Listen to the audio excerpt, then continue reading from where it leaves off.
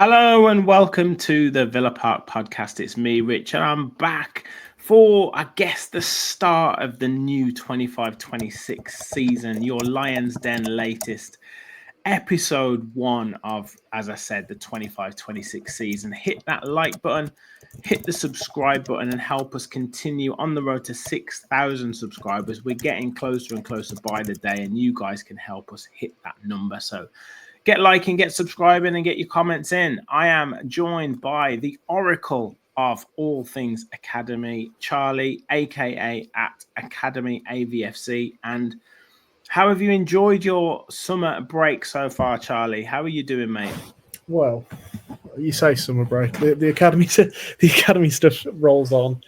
Obviously, we've had a few players involved in age group tournaments across the summer. The Hong Kong Sevens, I think, had just happened last time we spoke. So yeah, keeping up with things, but I think actually probably reflects the atmosphere within the Villa fan base at the moment, where everyone kind of feels a little bit stale after the end of last season. So it's been nice to just have a little bit of break away from the football and kind of recoup emotionally, ready for the next season. Exactly. And I'm not quite sure I'm there with the anticipation yet, but it's building, and I guess there's been a bit of a mixed review of some of the players from the academy that have played in the last two friendlies. We'll get into that shortly.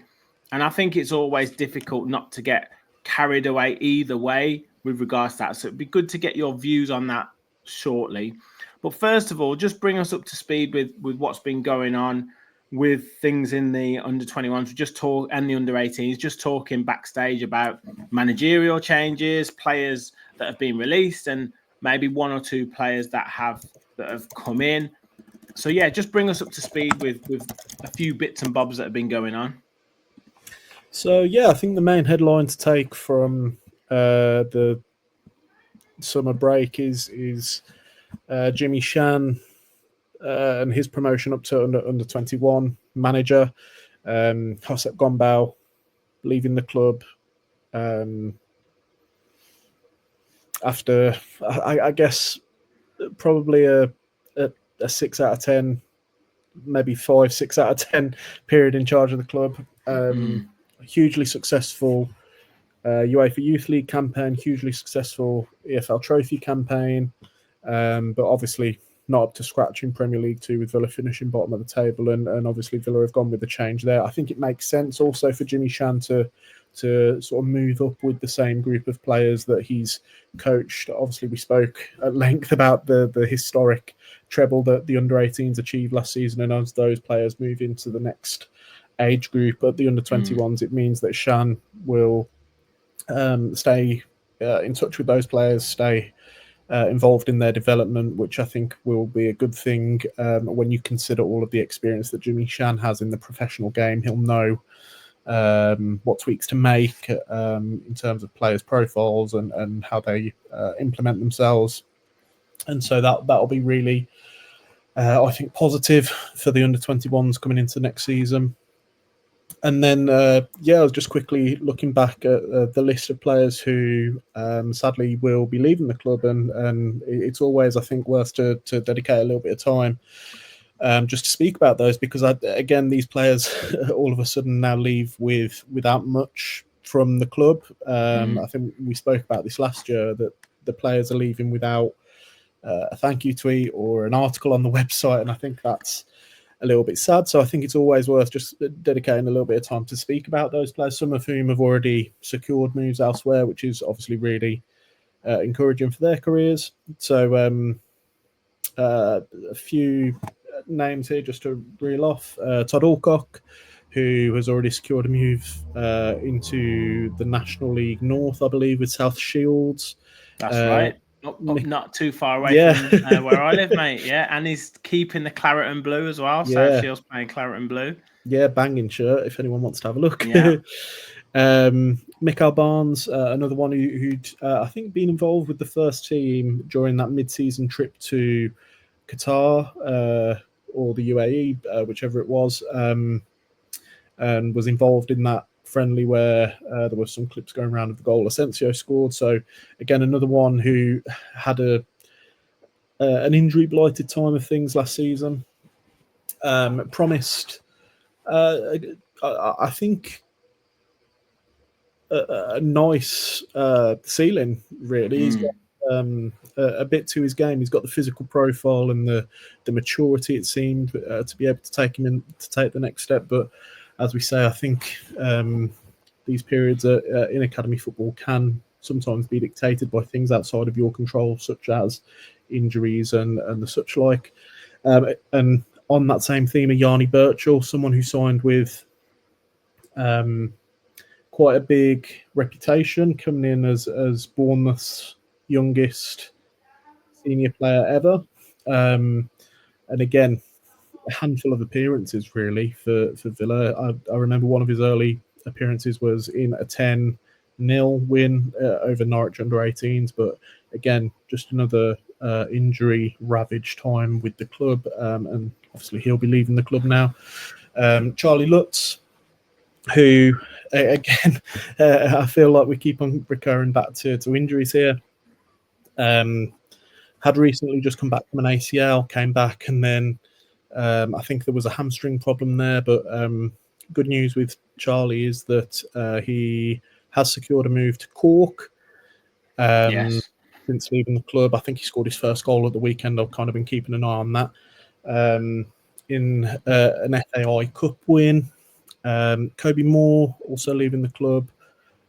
Corey Pierre, who it was announced today is joining Brentford B, and Rico Richards, who has signed for Port Vale permanently. And then just a few other names from the lower age groups: Matt Stumpy, Buckey, Alex Hammond, and Noel Timpson are all in the club as well.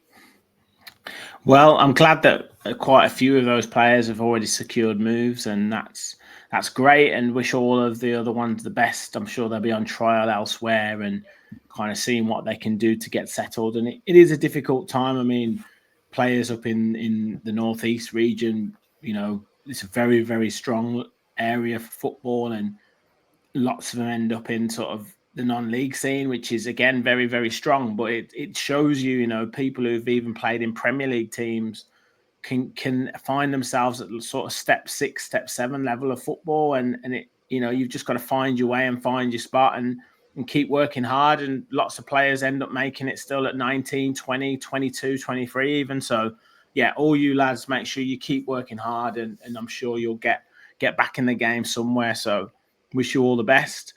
Has there been any new sort of academy signings? I've noticed a couple of lads, or one in particular, that has gone to Manchester City, I believe. Freddie Laurie, yeah. Freddie Laurie. Have we managed to stump anyone? Have we took any more players from West Bromwich Albion, or have we got anyone else?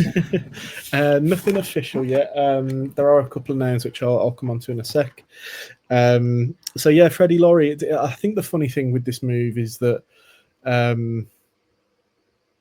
it kind of demonstrates how the football food chain works, because a couple of seasons ago we picked him up from Port Vale, and now Man City are picking a player off of us, and it just kind of goes to show there's always another club able to offer something different or better or more lucrative perhaps. And so yeah, from all accounts, a really promising young defender, England capped, I believe at under 16 level. Progressing nicely, and yeah, looks like although it's not being officially announced, it looks like he'll be leaving the club to join Man City. On the incomings front, there are a couple of names who we saw feature in the first under 21s pre-season friendly against Leamington. Mohamed Kone, who I think has been talked about for a little bit of time. There was an article, I think, going back a few months where they talk about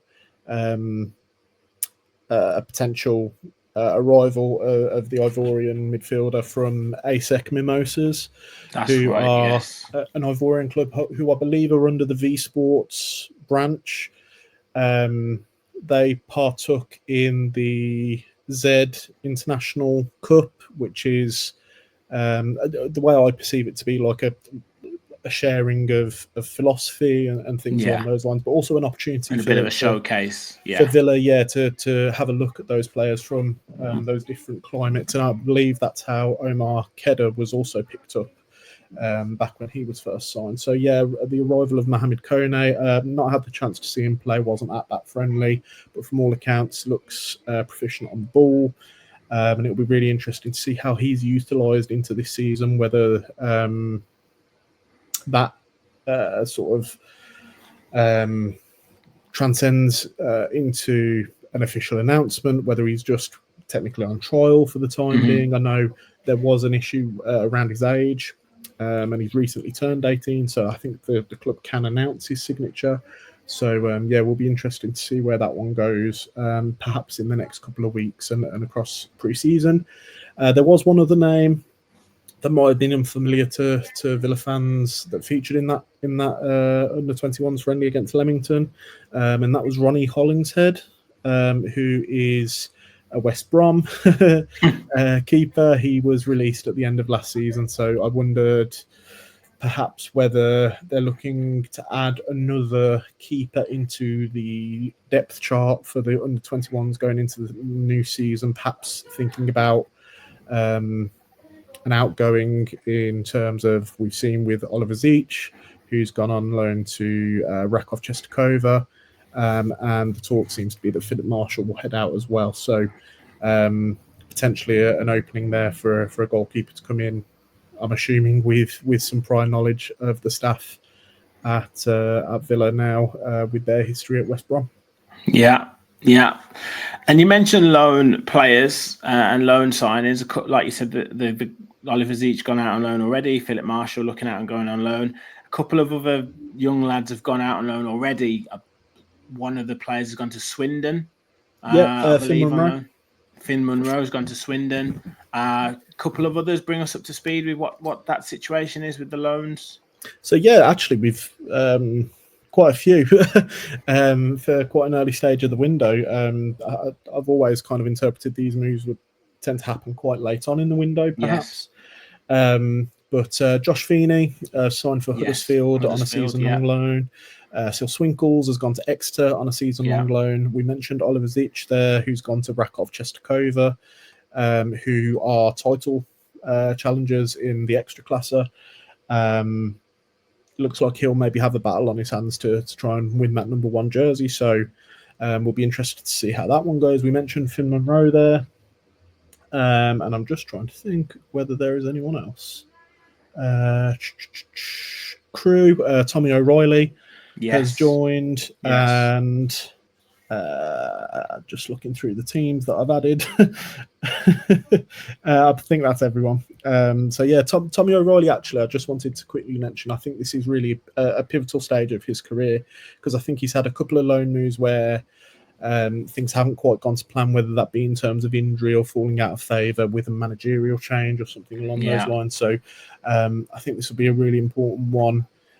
Probably similarly for Sil Swinkles at Exeter.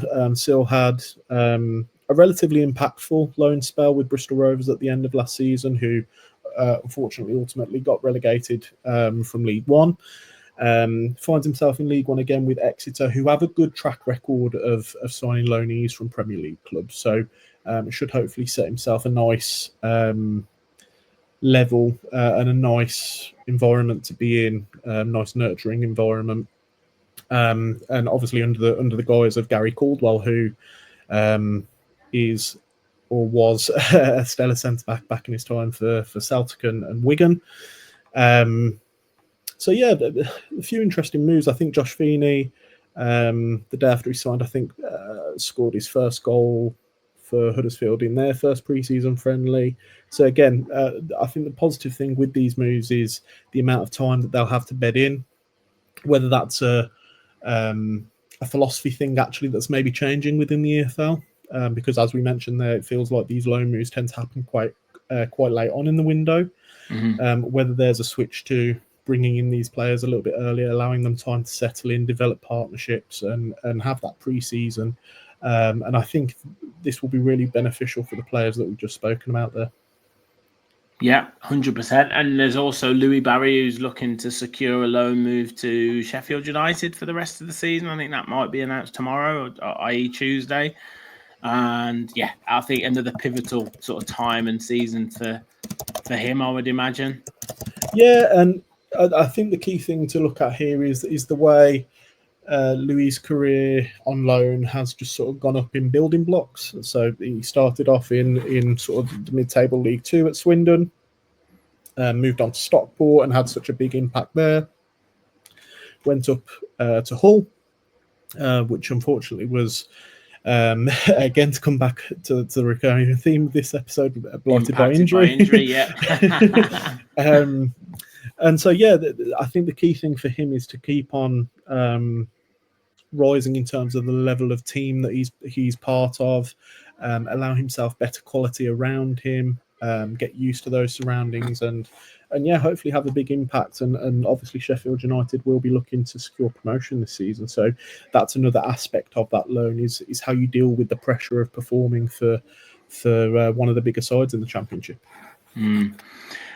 Now, we've seen a number of the under-18s from last season, some of the under-21s as well, sort of feature for the first team, let's say, at the moment in the last two pre-season friendlies. And I guess it's one of those things where it's a really good experience for those players to kind of be around the first team squad and be playing in these games. Yes, they're friendlies. Yes, they're building their own fitness as well. But it's almost like a test to see, can they compete at the level? Can they take on instruction? Can they operate in different systems of play? All that kind of stuff. And from a supporter, it's nice to see, but it's also, I guess, difficult to not get carried away either way, because had Villa won those games, 3 or 4-0 against Walsall, the same score against Hansa Rostock, we'd have been like, get all these lads in the first team now. They're good enough. If they're good enough, they're old enough.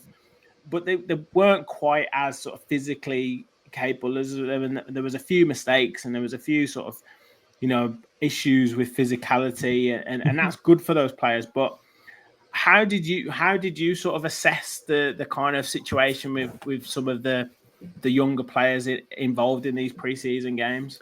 I think the first thing I'm looking at, and this is the biggest thing that I take from some of the players who were included, who haven't been on pre-season trips before, is that some of them are going directly from under-18s football, not having played a game in under-21s football, and automatically are included on this pre-season tour, which is a massive confidence boost for those players. Immediately thinking there of TJ Carroll, who hasn't played a game for the under-21s in Premier League 2.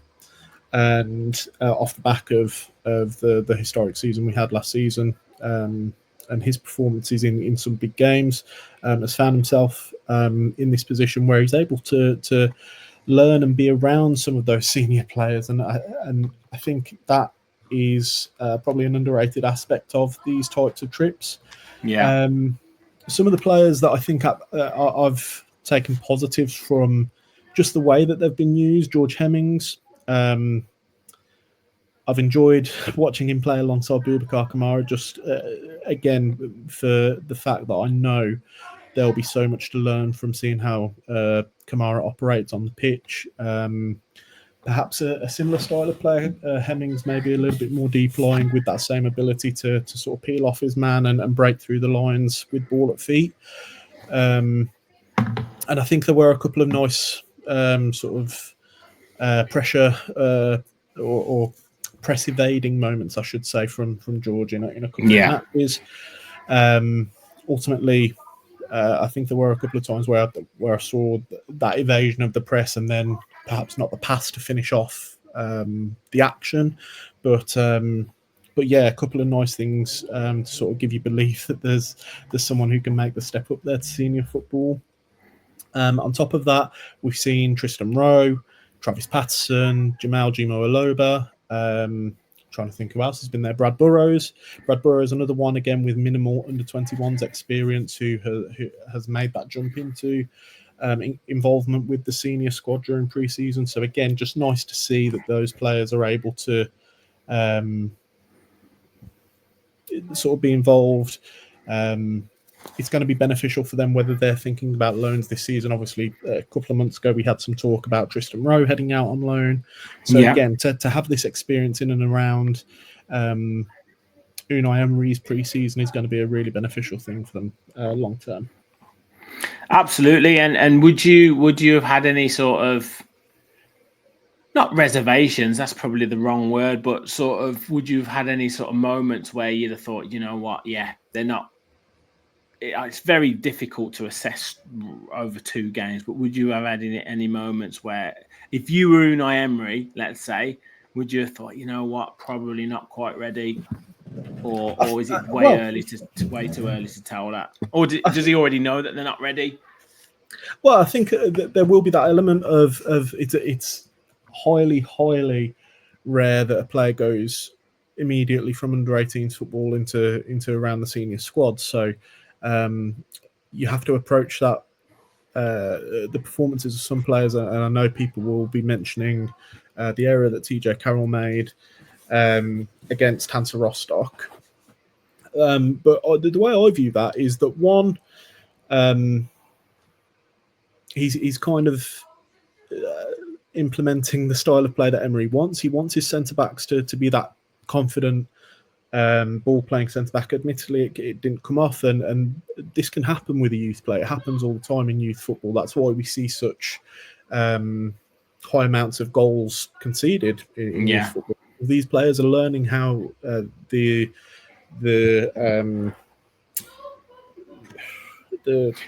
nuances of their role. Yeah, and it's the decision making, isn't it? At the different times when the stakes matter, like how high the stakes are, and of course, it's better to make the mistake in a pre-season game than even in a league game or an FA Youth Cup game or something like that. So it's far better for that. But I was just interested to know if there was anyone that you thought, you know what, that is a little bit above their level right now, because everyone makes sort of sweeping assumptions, don't they? Like, oh, that's it for them, or whatever. Well, but you think mistakes and that people make, it can almost better for them to make the mistake than they learn from it. And this is it. So the first thing that I saw on TJ Carroll's Instagram after Saturday was about this being a learning experience and taking the learnings from the situation that occurred. And I think that's the best way to look at it. It's better to, like you say, make these mistakes in a game that doesn't really matter. It's a fitness exercise. Understand that there's an area perhaps that he needs to work on a little bit harder, an area to develop, and take that into the new season. And this can only be a positive thing, really, for the development. But I think the second thing that I've looked at with Carroll, Burrows, George Hemmings to an extent, although he's had quite a bit of involvement with the under-21s, is that the players who they're on this trip ahead of. So TJ Carroll is there off an under-18 season ahead of a Thierry Katsukunya or a Sil Swinkles, who obviously we know is now out on loan, but he's there ahead of players who are 2 years older than him. And again, I think that's a sign of perhaps the internal conversations that are being had about the player, what they believe they think he's going to develop and utilise in his development. And so I think that is a really important thing. And I've been encouraged by, like we said, George Hemmings. I've liked a couple of actions from Jamal Olobo, although he's probably not having the sort of final impact that I'd like to see, or selfishly I would like to see from an under-21 player when they're involved in these matches. And so I think I think like we say, I think the biggest thing to take is the players who are involved more so than the things that happen on the pitch. I think there will be plenty to learn, and the main thing I would take from this is that these players aren't going to be involved in Premier League football this season. If we're thinking about the mistakes that have been made in the Hansa Rostock game, TJ Carroll, at least I would imagine, is going to take another season before he's even involved in that conversation. And so It's all part of development. It's all part of becoming a more nuanced and well-rounded footballer. Yeah, I totally agree. Totally agree. Do you think? I mean, I've got a couple of questions that I'll lead into. So I guess the first question is from James. James Villa says, George Hemmings. We've talked about him a couple of times. Can he get a place in the first team squad next year because of the homegrown quota? Yeah. So first of all, on the George Hemmings perspective, but then also like expanding that out to other players. Do you think there'll be a number of these players that will be invited to the US tour? Do you think that some of them have passed the audition, let's say? I think likelihood is yes. There will be certain players who are taken on that tour. I think we've seen in previous seasons with, at the time it was Omari Kellyman who was taken when Villa were involved in the Premier League Summer Series. And I think that will be a really good indicator of perhaps who is nearing the level that Emery wants and wants to be involved in the squad. I think to answer the question directly, I'm a really huge fan of George Hemmings. I think he can do a lot of what is required in midfield in any facet of midfield play. Physically, looks like he's getting there. Really sort of a tall build. Uses his body well when he's in possession of the ball to keep it, which is a really useful skill to have at such a young age.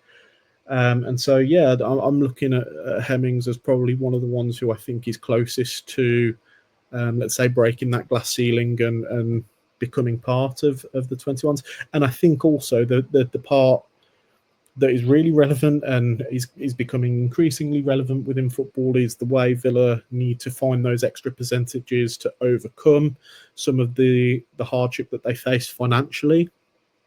And looking into the academy, that's one way of doing it. If you have invested in the academy, and Villa have done for the past 3, 4, 5 years, however many years. Hemmings came in a couple of years ago from Nottingham Forest, and now is the time that you want to reap the rewards of that investment. To see Hemmings make the development that the staff have been employed to help him work towards, and yeah, really interested to see how this season pans out for him, because again, we could see him involved in the UEFA Youth League, in more consistently in Premier League 2, and there's plenty to achieve this season, and there appears to be something desirable to work towards there in terms of access to the senior squad. Well, it'll be interesting to see, and yeah, he's definitely so far in the first 2 sort of first team preseason games has been that sort of breakout star that sort of impressed a number of Aston Villa supporters with his kind of confidence and wanting to get on the ball and kind of taking it in areas under pressure, which is exactly what you said before. So yeah, exciting to see how he develops. Question from It's a Joke. It's a joke. Or Villa Till I Die, I think it is. We've got a mixture of the lads who've been here for a while, like Barry, Caden Young, etc., and then the newer ones like Hemmings, Carroll, etc., Tristan Rowe. Because the newer ones have adapted more to Unai's system as they play it more, will they make it more? Will they be more likely to make it over the likes of Louis Barry, etc., etc.? And I think this plays into what I mentioned just there about how the club maybe have to alter their view of the academy as a way of finding those percentages to improve without the financial burden of going out and signing another ready now player. It really does sort of come back to the old-fashioned nature of developing your own players for your own benefit, as opposed to developing them for financial benefit, as we've seen perhaps in recent years with Villa. Thinking of a couple of names there, if I'm being completely honest, I'm not 100% sure that I see a future at Villa for Louis Barry. We talked about the sort of building blocks that he's had in his different loan moves, and I think that this is probably the important season. I think there'll be plenty of championship clubs willing to take him permanently, but if he can have a really impactful season with Sheffield United, perhaps get promoted. There's a Premier League career there waiting for him, and I'm sure he's got the talent to do that. Caden Young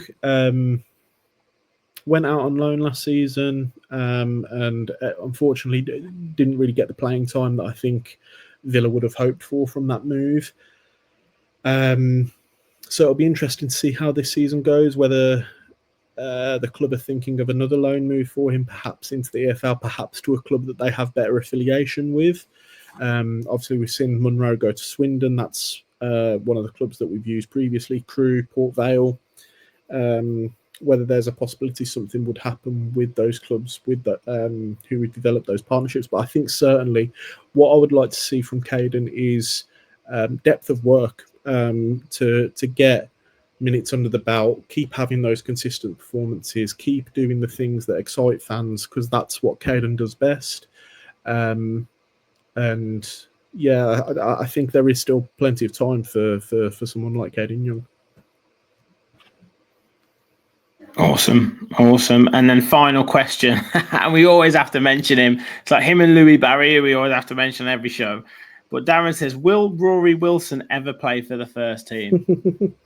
That's such a hard question to answer about any player, because I'm sure there'll be someone affiliated to Rory tuning in.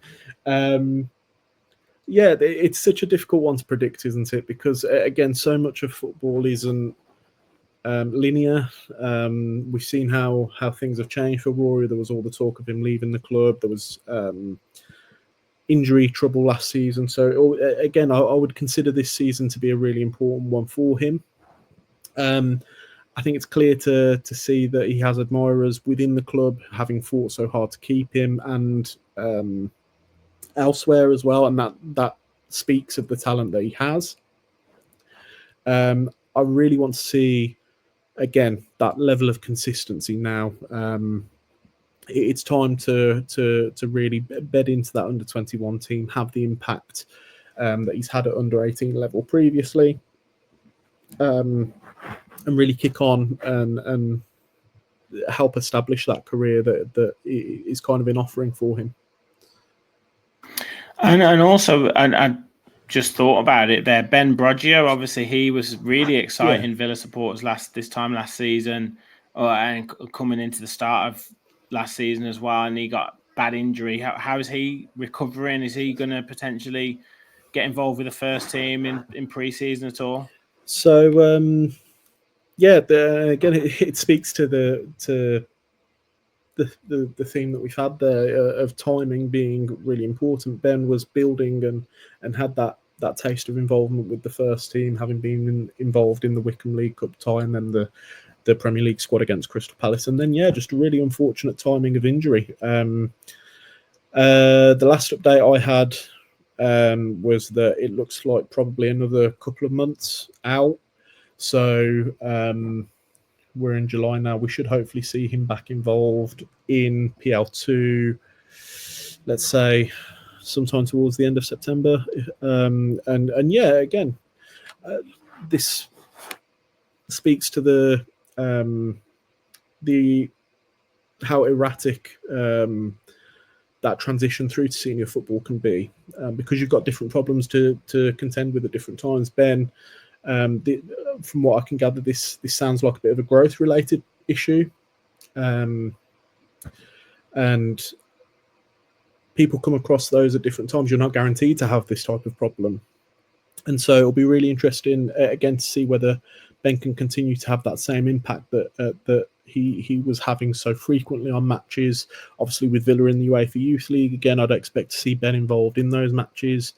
With them being some of the most high-profile matches that the academy can be involved in. Just quickly, actually mentioning the UEFA Youth League, their slightly different plan of action this season, with Villa qualifying via the Champions Path.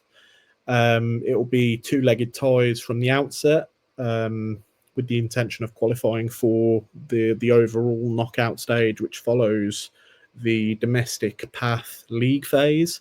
So I think the draw for that is at the beginning of September.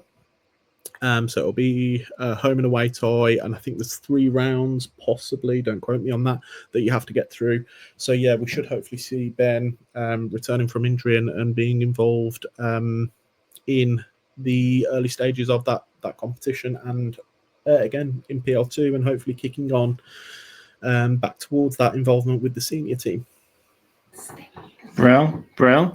And just finally, before we do finish up, because I think you've given us a really excellent, comprehensive update on everything that's been going on across the academy. You mentioned they played Leamington, I think you said, in the pre-season. Who else have they got coming up? I think that was a win, wasn't it? Was it a 3-2 victory that they got in that game? Yeah, 3-2 win. Goals for Kocher, for... I'm trying to remember off the top of my head now. Kedder, and let's see if I can find it quickly. Ethan Amundsen Day were the goal scorers against Leamington. Tomorrow they play Tamworth. In fact, let me just check that that's correct. Tomorrow, against Telford. Tamworth a week tomorrow, and then the final match of pre-season on the 1st of August against Rushall Olympic, which is a Friday night. Excellent. It'd be good to see some of those players in that game, and obviously great if we can see some of the younger players get the experience of going over to the States and, you know, featuring for the first team over there, and seeing what the future holds for them. And I'm sure there'll be more players going out on loan as well as this pre-season goes on, because I think a number of them will definitely benefit from those loan spells. I'm sure. Obviously, I know it's a mixed bag, but you always go with the intention of having that first team football, developing, playing in games that really, really matter, and then sort of seeing how you can develop, whether you push in for the first team from there or go on to a career elsewhere at another club. So yeah, we'll obviously look forward to that over the rest of this pre-season. I'm sure we'll get an update from you when the season is about to start for these players. So Charlie, thank you so much. Where can people find you if they have not discovered you on any of the social media platforms right now? You can find me at Academy AVFC on X, on Instagram, on Blue Sky, and yeah, just looking forward to the new season, getting some updates under the belt, and yeah, hopefully the academy continues the success we saw last season. Brilliant stuff. Well, as the police are just about to get you there, mate, we'll let you go. Thank you very much. Thank you, everyone, for watching as well. Make sure you hit the like button and hit the subscribe button. If you're new to the channel, help us continue on the road to 6,000 subscribers. We want to hit that before the season starts. We've got Fans Forum coming on Tuesday night. As you know, Tuesday night is Fans Forum night, where we will break down everything to do with pre-season so far, preview the US tour, and talk about will Aston Villa actually make some significant signings over this pre-season. So make sure you stay tuned for that. Thank you all for watching, and as always, remember, we'll follow the Villa.